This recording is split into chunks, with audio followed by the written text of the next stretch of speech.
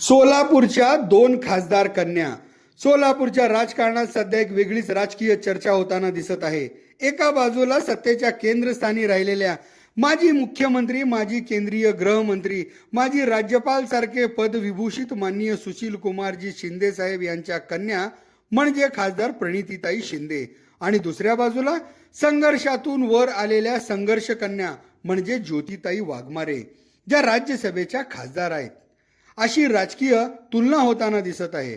जनतेच्या अपेक्षा मात्र दोघांकडूनही सोलापूरच्या विकासासाठी ठोस काम होण्याच्याच आहेत.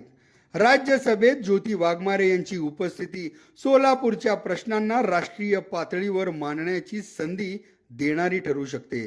त्याचबरोबर स्थानिक राजकारणातही नवीन समीकरणे तयार होण्याची शक्यता व्यक्त केली जात आहे.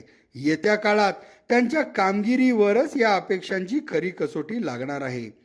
ज्योती वाघमारे यांनी एका टप्प्यावर काँग्रेसच्या माध्यमातून लोकांचे प्रश्न सोडविण्याचा प्रयत्न केला होता.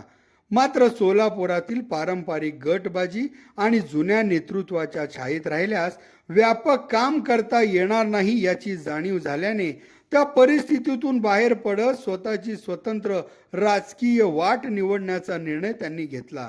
राजकारणात टिकून राहण्यासाठी धाडस आणि दूरदृष्टी लागते, याचेच हे उदाहरण त्यांच्या निर्णयातून दिसून येते.